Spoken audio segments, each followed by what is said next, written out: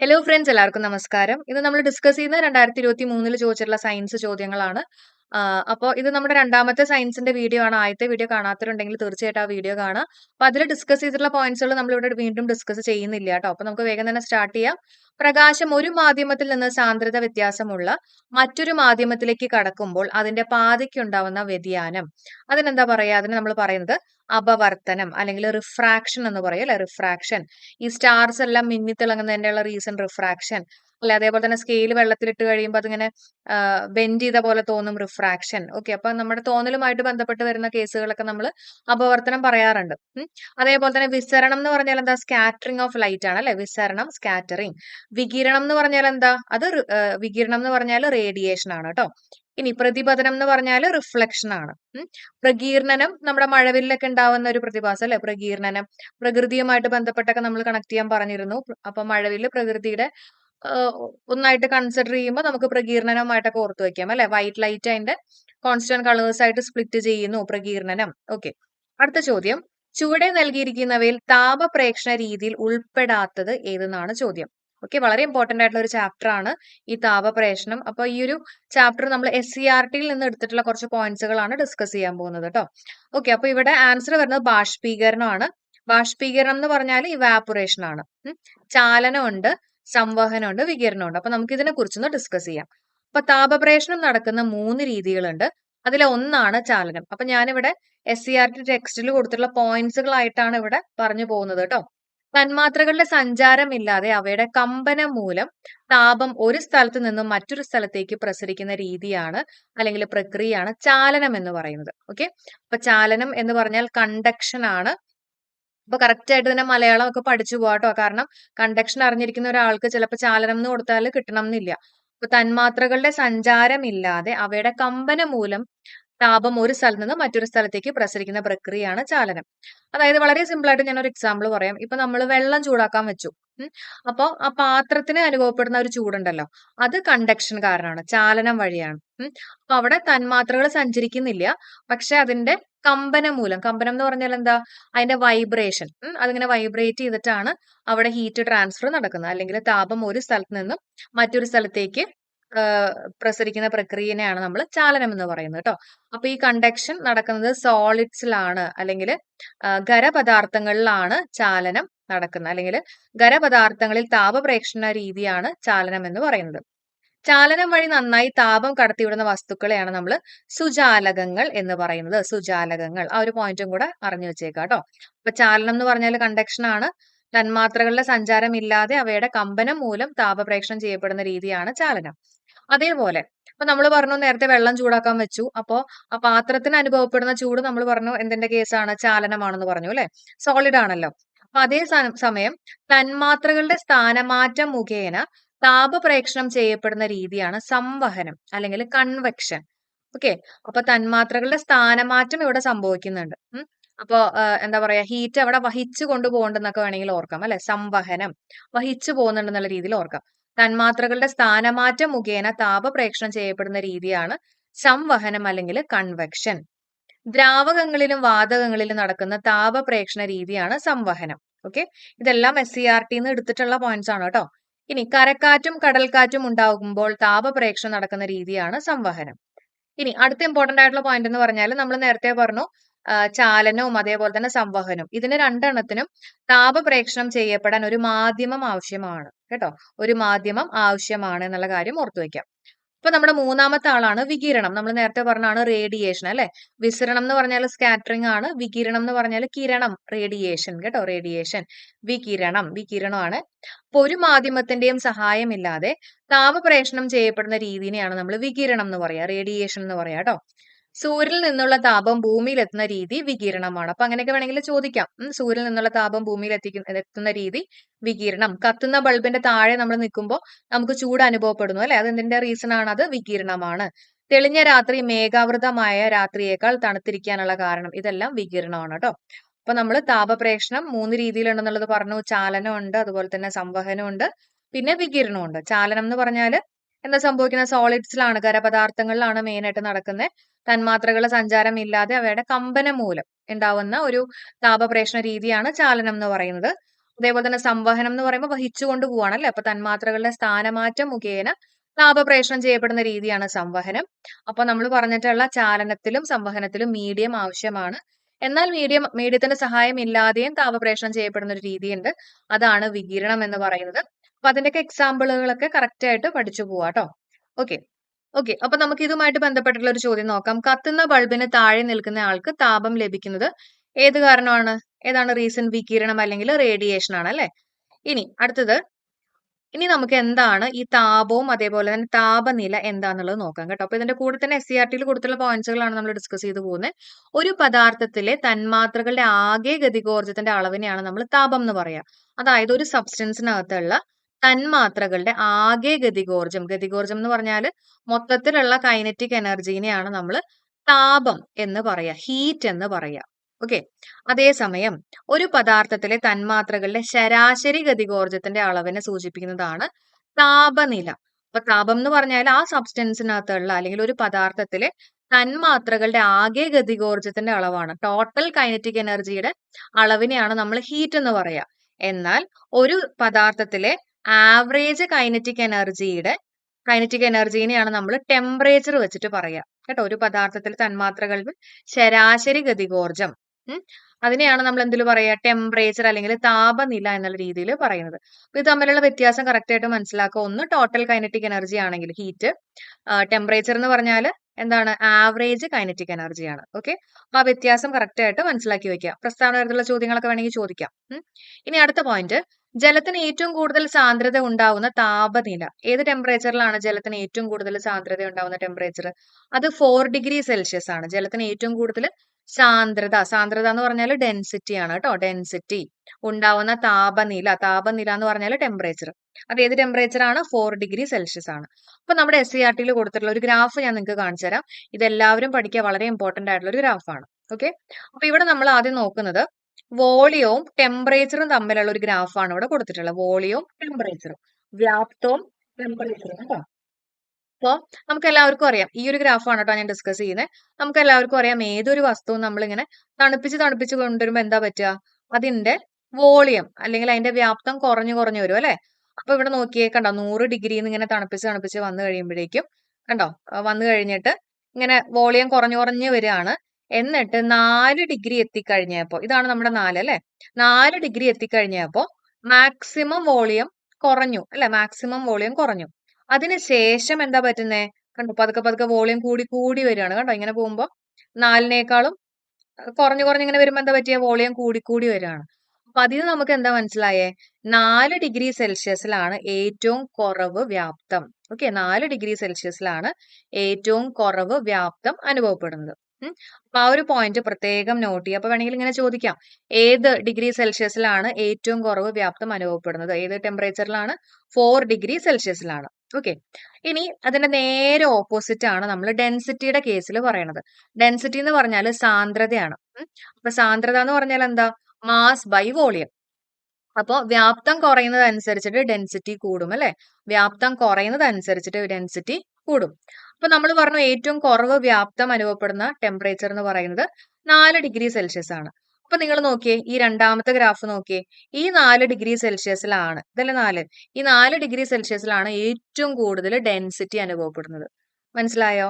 Okay. അപ്പൊ ഈ ഒരു കാര്യം പ്രത്യേകം നോട്ട് ചെയ്യുക. നിങ്ങൾ രണ്ടും പഠിക്കാൻ നിൽക്കണ്ട, ഏതെങ്കിലും ഒരെണ്ണം പഠിക്കുക. ഞാൻ പറയുകയാണെങ്കിൽ വ്യാപ്തവും ടെമ്പറേച്ചറും തമ്മിലുള്ള ഈ ഒരു ഗ്രാഫ് അല്ലെങ്കിൽ ഈ ഒരു കാര്യം നിങ്ങൾ അറിഞ്ഞു വെച്ചേക്കുക. എന്നിട്ട് അതിന്റെ നേരെ ഓപ്പോസിറ്റ് ആയിരിക്കും എന്നുള്ള കാര്യം അറിഞ്ഞു വെച്ചേക്കുക കേട്ടോ.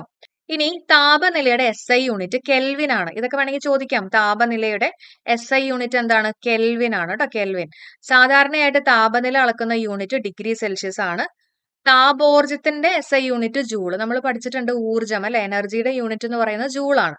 അപ്പൊ താപോർജ്ജത്തിന്റെ SI യൂണിറ്റ് ചോദിക്കുകയാണെങ്കിൽ ജൂളും, താപനിലയുടെ ടെമ്പറേച്ചറിനെ ചോദിക്കുകയാണെങ്കിൽ കെൽവിനുമാണ്. ഓക്കെ. കലോറി എന്ന യൂണിറ്റും ഉപയോഗിക്കാറുണ്ട്. ഇനി കലോറിയും അതേപോലെ തന്നെ ജൂളും തമ്മിലുള്ള ഒരു റിലേഷൻ ആണ് കൊടുത്തിട്ടുള്ളത്. 1 കാലറി എന്ന് പറഞ്ഞു കഴിഞ്ഞാൽ 4.2 ജൂൾ ആണ് കേട്ടോ, അപ്രോക്സിമേറ്റ്ലി. ഓക്കെ. 1 കാലറി എത്രയാണ്? 4.2 ജൂൾ ആണ്.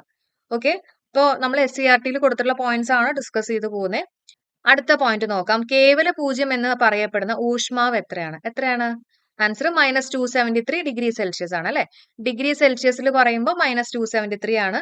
അതേസമയം കെൽവിനിൽ പറയുമ്പോൾ എത്രയാ? 0 കെൽവിൻ ആണ് അല്ലെ. കേവല പൂജ്യം കെൽവിൻ പൂജ്യം എന്ന് പഠിച്ചു വെച്ചേക്കാം. കേവല പൂജ്യം കെൽവിൻ പൂജ്യം. ഓക്കെ, അപ്പൊ നമുക്ക് ഇതിനെ കുറിച്ച് SCERT കൊടുത്തുള്ള ഒരു ബോക്സ് നോക്കാം.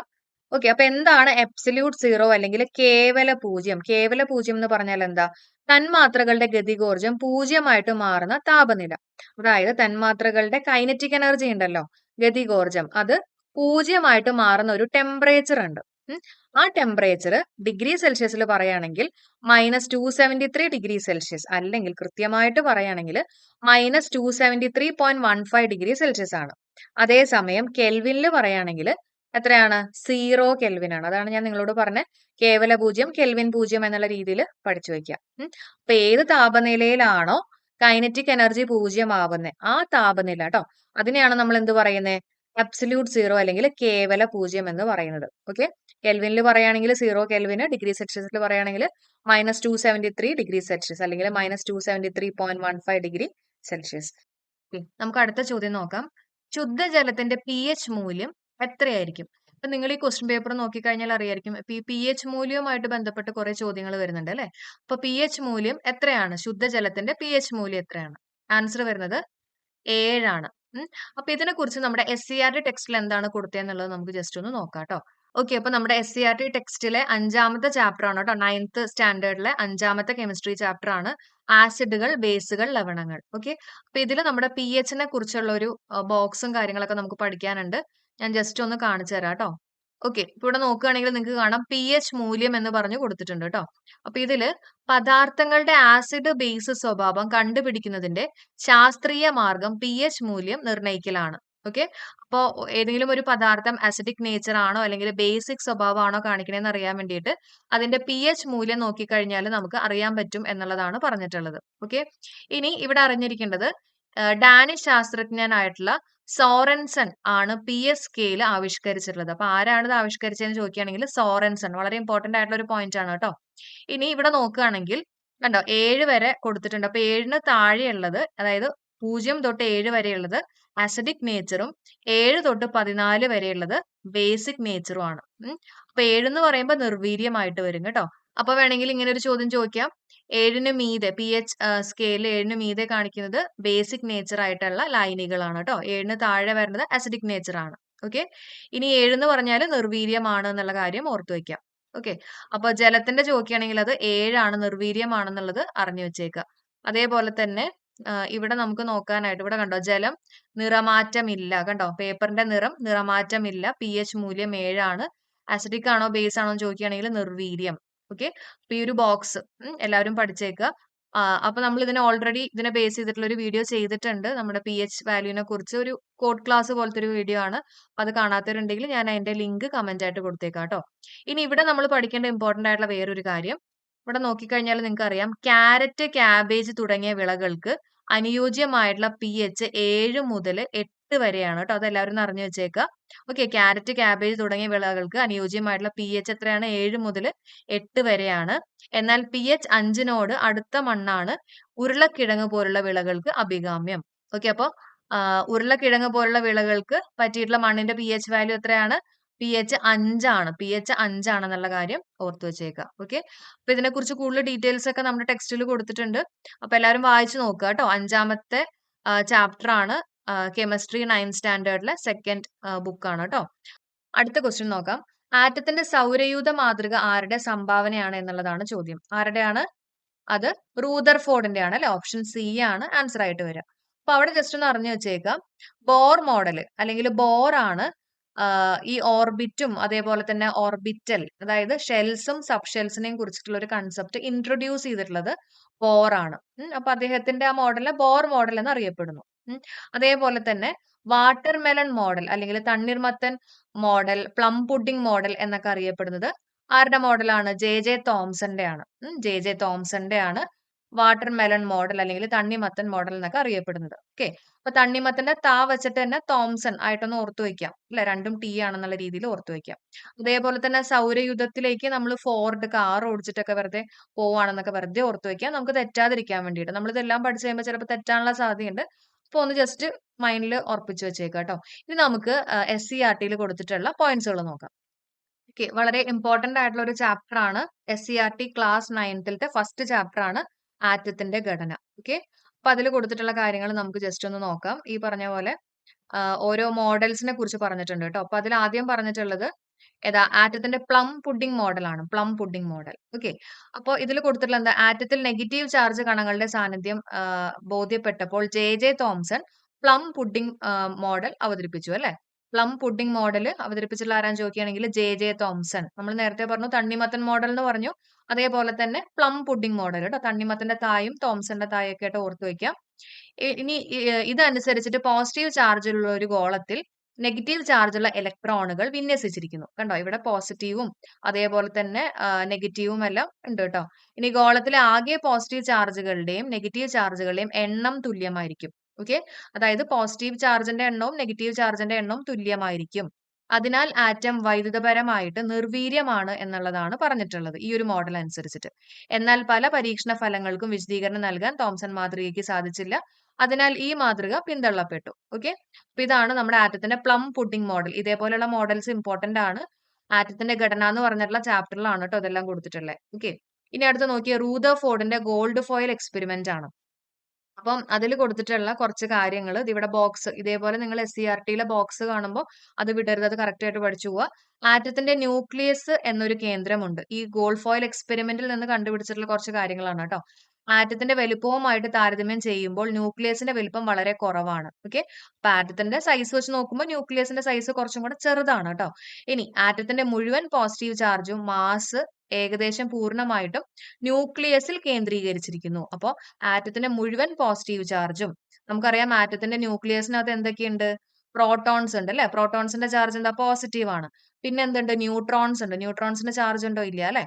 അപ്പോൾ ആറ്റത്തിന്റെ മുഴുവൻ പോസിറ്റീവ് ചാർജും മാസും ഏകദേശം പൂർണ്ണമായിട്ടും എവിടെയാണ് കോൺസെൻട്രേറ്റ് ചെയ്തിട്ടുള്ളത്, എവിടെയാണ് കേന്ദ്രീകരിച്ചിട്ടുള്ളത്, അത് ന്യൂക്ലിയസിലാണ് കേന്ദ്രീകരിച്ചിട്ടുള്ളത്. ഓക്കെ, ഇനി ഇലക്ട്രോണുകൾ ന്യൂക്ലിയസിന് ചുറ്റും വൃത്താകൃതിയിലുള്ള ഓർബിറ്റിൽ വളരെ വേഗത്തിൽ പ്രദക്ഷിണം ചെയ്യുന്നു.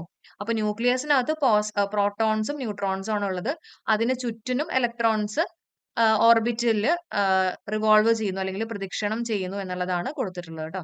അപ്പൊ ഇതാണ് റൂദർഫോർഡിന്റെ ഗോൾഡ് ഫോയിൽ എക്സ്പെരിമെന്റിൽ നിന്ന് നമുക്ക് കിട്ടിയിട്ട് ചുരുക്കി പറയാൻ പറ്റുന്ന കുറച്ച് കാര്യങ്ങൾ. ഓക്കെ, ഇനി അതേപോലെ തന്നെ വളരെ ഇമ്പോർട്ടന്റ് ആയിട്ടുള്ള വേറൊന്നാണ് നീൽസ് ബോറിന്റെ ആറ്റം മാതൃക. നമ്മൾ പറഞ്ഞു ബോറാണ് ഈ പറഞ്ഞുള്ള ഷെൽസ് അല്ലെങ്കിൽ എനർജി ലെവൽസ് അല്ലെങ്കിൽ ഷെൽസ് സബ്ഷെൽസ് എന്ന് പറഞ്ഞിട്ടുള്ള ഒരു കൺസെപ്റ്റ് ഇൻട്രൊഡ്യൂസ് ചെയ്തിട്ടുള്ളത്. അതായത് ഓർബിറ്റും ഓർബിറ്റൽസ് എന്ന് പറഞ്ഞിട്ടുള്ള ഒരു കൺസെപ്റ്റ് ഇൻട്രൊഡ്യൂസ് ചെയ്തിട്ടുള്ളത്. അപ്പൊ അതനുസരിച്ചിട്ട് ഇലക്ട്രോൺസിനെ അതിന്റെ ഓരോ ഷെല്ലിൽ അറേഞ്ച് ചെയ്തിട്ടുണ്ട് അല്ലെ. KLMN എന്നൊക്കെ പറഞ്ഞുള്ള ഷെല്ലിൽ അറേഞ്ച് ചെയ്തിട്ടുണ്ട്. ഇനി അടുത്ത വളരെ ഇമ്പോർട്ടന്റ് ആയിട്ടുള്ള ഒരു പോയിന്റ് ആണ് അറ്റോമിക നമ്പറും മാസ് നമ്പറും. അറ്റോമിക നമ്പർ എന്ന് പറഞ്ഞാൽ എന്താ, അറ്റോമിക നമ്പർ എന്ന് പറഞ്ഞാൽ പ്രോട്ടോണുകളുടെ എണ്ണം. ഓക്കെ, അപ്പൊ നമുക്കറിയാം പ്രോട്ടോണുകളുടെ എണ്ണവും ഇലക്ട്രോണുകളുടെ എണ്ണവും ഈക്വൽ ആയിരിക്കും അല്ലെ. ഓക്കെ, അപ്പൊ അറ്റോമിക നമ്പർ എന്ന് പറഞ്ഞാൽ പ്രോട്ടോണുകളുടെ എണ്ണമാണ്. ദാറ്റ് ഈസ് ഈക്വൽ ടു ഇലക്ട്രോണുകളുടെ എണ്ണം. ഓക്കെ, ഇത് പഠിച്ചുല്ലോ. ഇനി അതേപോലെ തന്നെ മാസ് നമ്പർ എന്ന് പറഞ്ഞാൽ പ്രോട്ടോണുകളുടെ എണ്ണം പ്ലസ് ന്യൂട്രോണുകളുടെ എണ്ണം. നമുക്കറിയാം ന്യൂക്ലിയസിനകത്ത് എന്തൊക്കെയുണ്ട്, ന്യൂക്ലിയസിനകത്ത് നമ്മുടെ പ്രോട്ടോണും ഉണ്ട് ന്യൂട്രോണും ഉണ്ട് അല്ലെ. അപ്പൊ പ്രോട്ടോണുകളുടെ എണ്ണവും അതേപോലെ തന്നെ ന്യൂട്രോണുകളുടെ എണ്ണവും കൂടി ചേർന്നതാണ് മാസ് നമ്പർ എന്ന് പറയുന്നത്. ഓക്കെ, നമ്മൾ നേരത്തെ പഠിച്ചു പ്രോട്ടോണുകളുടെ എണ്ണം എന്ന് പറഞ്ഞാൽ എന്താ, അറ്റോമിക നമ്പർ. കണ്ടോ, പ്രോട്ടോണുകളുടെ എണ്ണം എന്ന് പറഞ്ഞാൽ അറ്റോമിക നമ്പർ ആണ്. അപ്പൊ പ്രോട്ടോണുകളുടെ എണ്ണത്തിന്റെ അവിടെ നമുക്ക് എന്ത് കൊടുക്കാം, അറ്റോമിക നമ്പർ പ്ലസ് ന്യൂട്രോണുകളുടെ എണ്ണം. ഓക്കെ, അതായത് മാസ് നമ്പർ എന്ന് പറഞ്ഞു കഴിഞ്ഞാൽ അറ്റോമിക നമ്പർ പ്ലസ് ന്യൂട്രോണുകളുടെ എണ്ണം എന്നുള്ളതാണ്. അല്ലെങ്കിൽ ഇനി നമ്മളോട് മിക്കവാറും ചോദിക്കാൻ സാധ്യത എന്ന് പറഞ്ഞാൽ ന്യൂട്രോൺ കണ്ടുപിടിക്കാൻ ചോദിക്കും.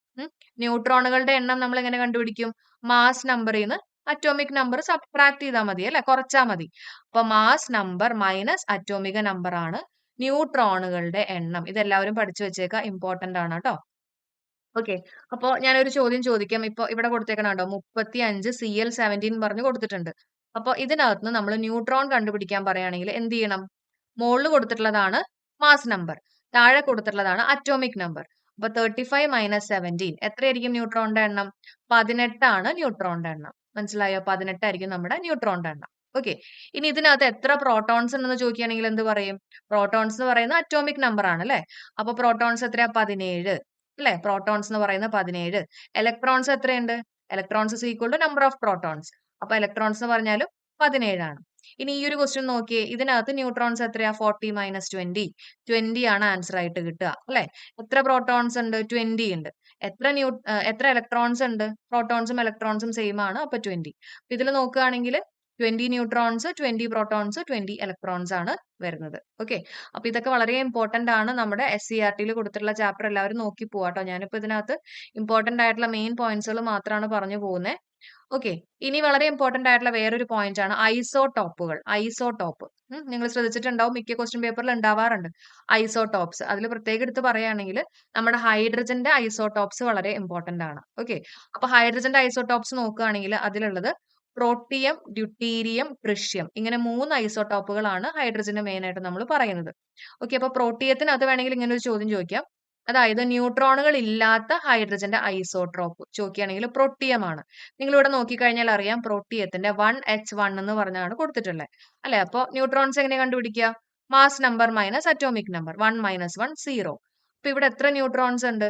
0 ന്യൂട്രോൺസ് ആണ് ഉള്ളത് അല്ലെ?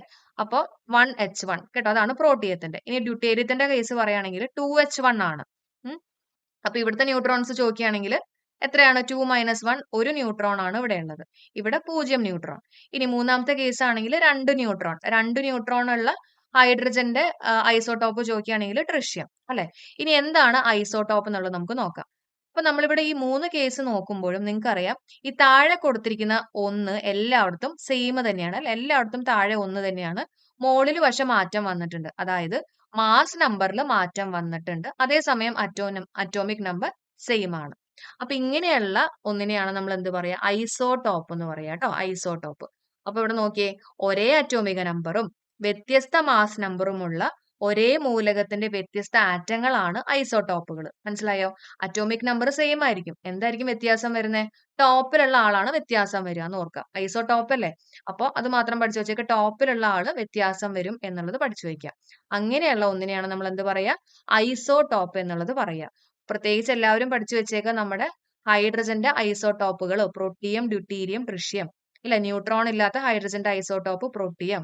പിന്നെ ന്യൂട്രോൺ ഒന്നുള്ള ഹൈഡ്രജന്റെ ഐസോടോപ്പ് ചോദിക്കുകയാണെങ്കിൽ ഡ്യൂട്ടീരിയം. ട്രിഷ്യത്തിൽ ന്യൂട്രോൺ എത്രയുണ്ട്? 2 ആണ് കേട്ടോ. ആ കാര്യം എല്ലാവരും അറിഞ്ഞു വെച്ചേക്കാം. ഓക്കെ, അപ്പൊ ഇതെല്ലാം നമ്മുടെ SCERT കൊടുത്തിട്ടുള്ള ഇത് തന്നെയാണ് എക്സാമിന് ചോദിക്കുന്നതും കേട്ടോ. പിന്നെയുള്ളത് ഐസോബാർ ആണ്. ഐസോബാറിന്റെ ഒരു എക്സാമ്പിൾ പറയുകയാണെങ്കിൽ ഒരേ മാസ് നമ്പറും വ്യത്യസ്ത അറ്റോമിക് നമ്പറുമുള്ള ആറ്റങ്ങളെയാണ് നമ്മൾ ഐസോബാർ എന്ന് പറയാ. അപ്പൊ നമ്മൾ നേരത്തെ പറഞ്ഞില്ലേ ഐസോടോപ്പ്, അതിന്റെ തന്നെ നേരെ ഓപ്പോസിറ്റ്. അതായത് നമ്മൾ ഐസോടോപ്പിൽ എന്താ പറഞ്ഞേ? അറ്റോമിക് നമ്പർ സെയിം ആയിരിക്കും അല്ലെ? ഇനി ഐസോബാർ എന്ന് പറയുമ്പോൾ അവിടെ മാസ് നമ്പർ സെയിം ആയിരിക്കും, അതേസമയം അറ്റോമിക് നമ്പർ വ്യത്യാസമായിരിക്കും. ഓക്കെ, അപ്പൊ അതാണ് ഇവിടെ പറഞ്ഞിട്ടുള്ളത്. അങ്ങനെയുള്ള ഒന്നിനെയാണ് നമ്മൾ ഐസോബാർ എന്ന് പറയാ കേട്ടോ, ഐസോബാർ എന്ന് പറയാ. ഓക്കെ, ഇനി അതേപോലെ തന്നെ ഐസോടോൺ ഉണ്ട്. ഐസോടോൺ എന്ന് പറഞ്ഞാല് ഇപ്പൊ ഇവിടെ ഒരു എക്സാമ്പിൾ കൊടുത്തിട്ടുണ്ട്, 15N7, അതുപോലെ തന്നെ 14C6 എന്ന് പറഞ്ഞ് കൊടുത്തിട്ടുണ്ട്. അപ്പൊ ഇവിടെ ഐസോടോൺ എന്ന് കേൾക്കുമ്പോൾ തന്നെ നിങ്ങൾക്ക് അറിയാം ന്യൂട്രോൺ അല്ലെ? ഐസോടോൺ. അപ്പൊ ഒരേ ന്യൂട്രോൺസ് ഉള്ള ഒന്നിനെയാണ് നമ്മൾ എന്ത് പറയാ? ഐസോടോൺ എന്ന് പറയാ. ന്യൂട്രോണിന്റെ എണ്ണം തുല്യമായിരിക്കും. ഇപ്പൊ ഇവിടെ നോക്കിയേ, ഇവിടെ എത്രയുണ്ട് ന്യൂട്രോൺ? 15 മൈനസ് 7 എത്രയാണ്? 8 ന്യൂട്രോൺ ഉണ്ട് അല്ലെ? അതേപോലെ തന്നെ ഇവിടെ എത്രയുണ്ട്? 14C6നകത്ത് എത്ര ന്യൂട്രോൺസ് ഉള്ള? 8 ന്യൂട്രോൺസ് ഉണ്ട്. ഓക്കെ, അപ്പൊ ഇതേപോലെയുള്ള തുല്യ നമ്പേഴ്സ് ഓഫ് ന്യൂട്രോൺസ് ഉണ്ടെങ്കിൽ അതിനെ പറയുന്നതാണ് ഐസോടോൺ. ഇനി ഐസോടോപ്പ് എന്തായിരുന്നു? ടോപ്പിലുള്ളത് മാറും അല്ലെ? ടോപ്പിലുള്ളത് മാറും. അതായത് അറ്റോമിക് നമ്പർ സെയിം ആയിരിക്കും, ഡിഫറെന്റ് മാസ് നമ്പർ ആയിരിക്കും. ഇനി ഐസോബാർ എന്ന് പറഞ്ഞാലോ ഒരേ മാസ് നമ്പർ ആയിരിക്കും, വ്യത്യസ്ത അറ്റോമിക് നമ്പർ ആയിരിക്കും. ഓക്കെ, അപ്പൊ ഇതെല്ലാവരും പഠിച്ചു വെച്ചേക്ക, വളരെ ഇമ്പോർട്ടന്റ് ആയിട്ടുള്ള ഒരു പോയിന്റ് തന്നെയാണ് കേട്ടോ. ഇനി അടുത്ത ക്വസ്റ്റ്യൻ നോക്കാം. കെലാമിൻ ഏത് ലോഹത്തിന്റെ അയിരാണെന്നുള്ളതാണ് ചോദ്യം. കെലാമിൻ, ഓക്കെ, നമ്മൾ കഴിഞ്ഞ ക്ലാസ്സിലും പറഞ്ഞിരുന്നു നമ്മുടെ കെലാമിൻ ലോഷൻ സിങ്ക് നമ്മുടെ സ്കിന്നുമായിട്ടൊക്കെ സ്കിന്നിൽ പറ്റണതാണെന്നൊക്കെ ഓർത്ത് വെക്കുക. അപ്പൊ സിങ്കിന്റെ ആണ് അല്ലെ? സിങ്ക് ആണെന്നുള്ള കാര്യം ഓർത്ത് വെക്കാം. ഓക്കെ, ഇതെല്ലാം നമ്മൾ കഴിഞ്ഞ ക്ലാസ്സിൽ ഡിസ്കസ് ചെയ്തിരുന്നതാണ് കേട്ടോ. ഓക്കെ, ഇനി അതേപോലെ തന്നെ അലുമിനിയം പറയുകയാണെങ്കിൽ ബോക്സൈറ്റ്, ക്രയോലൈറ്റ് ഒക്കെയാണ് അതിന്റെ അയിരുകളായിട്ട് വരുന്നത്.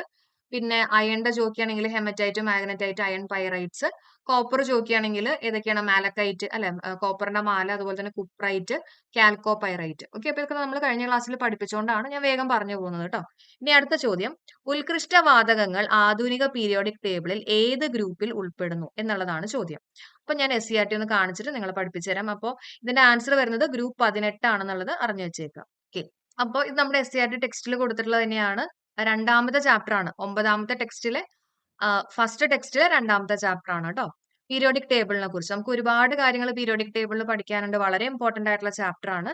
ഓക്കെ, അപ്പൊ ഇതിൽ കൊടുത്തിട്ടുള്ള നോക്കിയേ, ഗ്രൂപ്പ് 1 എന്ന് പറഞ്ഞാൽ ഗ്രൂപ്പ് 1 ആൽക്കലി ലോഹങ്ങൾ, ഗ്രൂപ്പ് 2 ആൽക്കലൈൻ എർത്ത് ലോഹങ്ങൾ, 3 തൊട്ട് 12 വരെയുള്ളത് സംക്രമണ മൂലകങ്ങൾ.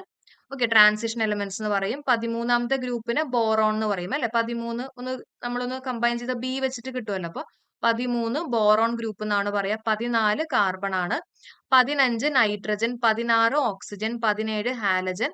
അതേപോലെ തന്നെ 18 ആണ് നമ്മളോട് ചോദിച്ചിട്ടുള്ളത്. അതിനെയാണ് ഉത്കൃഷ്ടവാതകങ്ങൾ എന്ന് പറയുന്നത്. ഓക്കെ, അപ്പോ ഗ്രൂപ്പ് 1 ആൽക്കലി ലോഹങ്ങൾ, group 2 alkaline earth metals, 3 to 12 ആണെങ്കിൽ സംക്രമണ മൂലകങ്ങൾ. Okay, transition metals.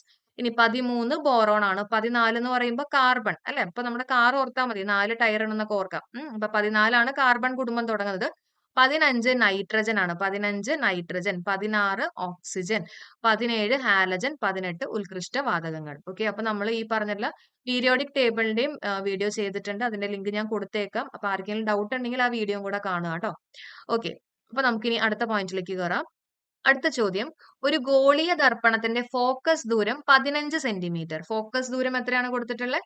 15 സെന്റിമീറ്റർ ആണെങ്കിൽ അതിന്റെ വക്രത ആരം, അതായത് ആറാണ് ചോദിച്ചിട്ടുള്ളത്. റേഡിയസ് ഓഫ് കർവേച്ചർ ആണ് ചോദിച്ചിട്ടുള്ളത്. എത്രയാണെന്നാണ് ചോദിച്ചിട്ടുള്ളത്. വളരെ സിമ്പിൾ ആയിട്ടുള്ള ഒരു കാര്യമാണ് ഇത്. എന്താ ന്യൂമറിക്കൽ ആണല്ലോ എന്ന് വിചാരിച്ചിട്ട് ചെയ്യാതെ പോകരുത് കേട്ടോ. ഓക്കെ, എളുപ്പമുള്ള ഒരു കാര്യമാണ്. അപ്പോൾ ആർ എന്ന് പറഞ്ഞാൽ 2F ആണ്. 2 × F എന്ന് പറയുന്നതാണ് ക്യാപിറ്റൽ ആർ എന്ന് പറയുന്നത്. റേഡിയസ് ഓഫ് കർവേച്ചർ എന്ന് പറയുന്നത് കേട്ടോ, അല്ലെങ്കിൽ വക്രത ആരം എന്ന് പറയുന്നത്.